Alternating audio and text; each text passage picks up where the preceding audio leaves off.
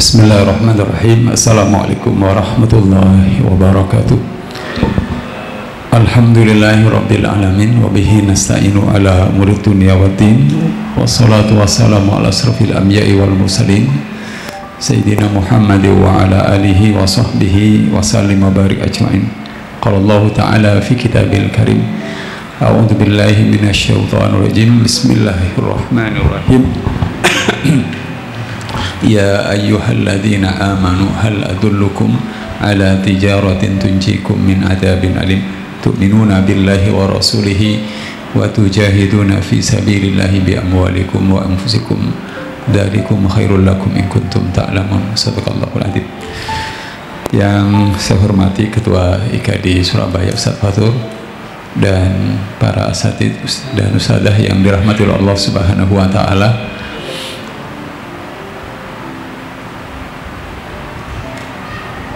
Pada tahun 1404 rombongan ulama yang berasal dari Turki ada dua dari Palestina, dua dari Persia atau ya Asia Tengah begitu, sudah ada 6, dua dari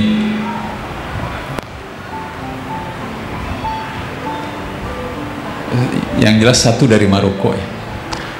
Nah, rombongan itu ustadz-ustadzah sampai ke Nusantara tahun 1404 setelah diberangkatkan oleh Sultan Muhammad I pada tahun 1401. Itu adalah generasi pertama Wali Songo ya, yang sampai ke Nusantara.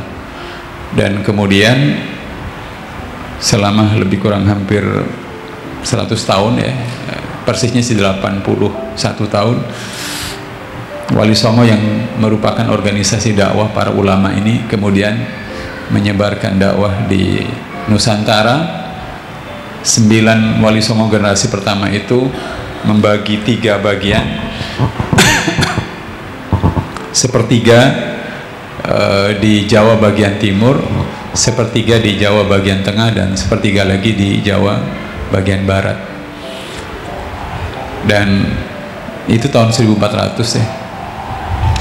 Nusantara ini kemudian menikmati hasilnya karena pada tahun 1527 ketika 1521 bangsa Portugis menguasai Sunda Kelapa,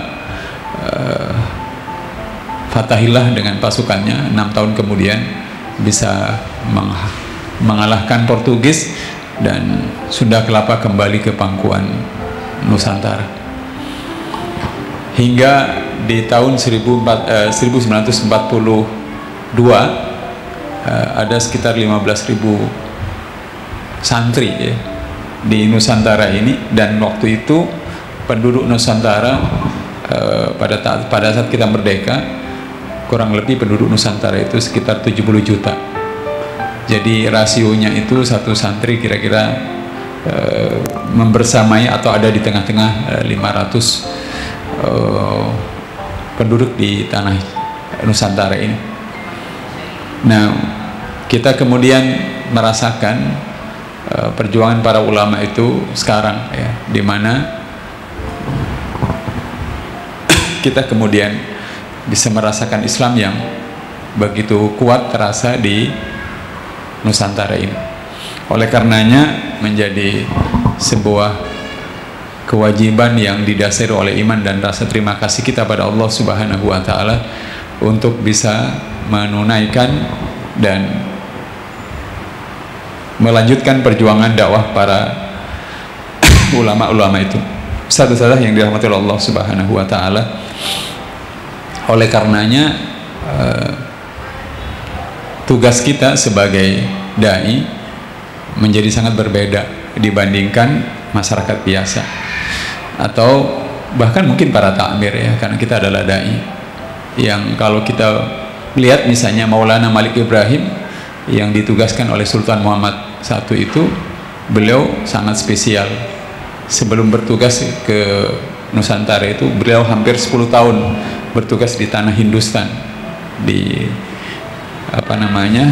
kawasan India ya. Beliau seorang ulama, ahli irigasi, ahli administrasi negara, dan ahli di bidang medis, kombinasi yang memungkinkan dakwahnya ketika sampai di tanah Jawa, di Gresik umumnya, memiliki keberhasilan yang luar biasa.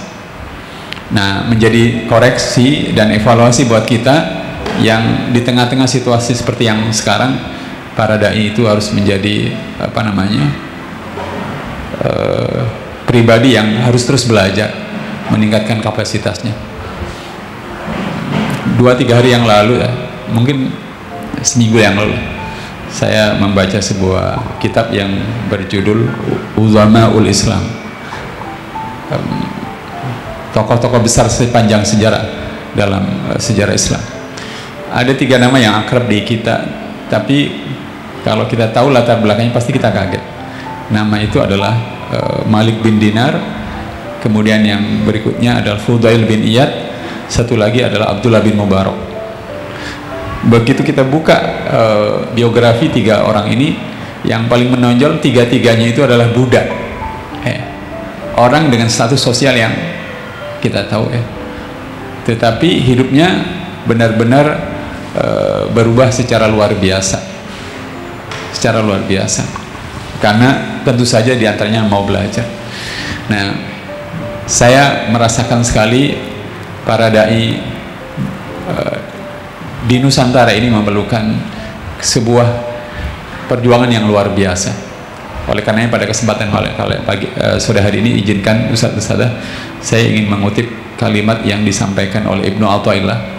Beliau ulama yang kitab yang ditulisnya itu begitu melegenda, dibahas di Nusantara, kitab Al-Hikam, dan beliau lahir di Mesir pada tahun 1250 dan meninggal di Mesir juga pada tahun 1306. Nah, Ibnu Athaillah itu setidak-tidaknya tahu dan menyaksikan 2 peristiwa besar. Saya bilang tahu karena yang pertama tidak terjadi di negerinya. Saya bilang menyaksikan karena yang kedua berbasis di negaranya sendiri. Yang beliau ketahui tentu adalah pada saat beliau berusia 8 tahun, dunia Islam mengalami tragedi yang benar-benar mengerikan. Baghdad, ibu kota kekhalifahan Islam itu, pada bulan Februari tahun 1258 itu dibumi hanguskan oleh kekuatan Mongol yang mengerikan itu. Dan Mu'tasim Billah yang menjadi khalifah Abbasiyah terakhir itu dibantai bersama seluruh keluarga istana. Berikut juga seluruh peninggalan karya-karya Islam itu dihabisi semuanya, sehingga Abul Hasan Ali An-Nadawi itu dalam kitabnya mengutip kalimat yang menunjukkan kerendahan mental kaum muslimin waktu itu. Beliau menulisnya, kalau ada orang Islam yang mengatakan bahwa bangsa Mongol itu bisa dikalahkan, pasti orang Islam itu berbohong. Bisa dibayangkan ya. Sedemikian jatuhnya mental kaum muslimin.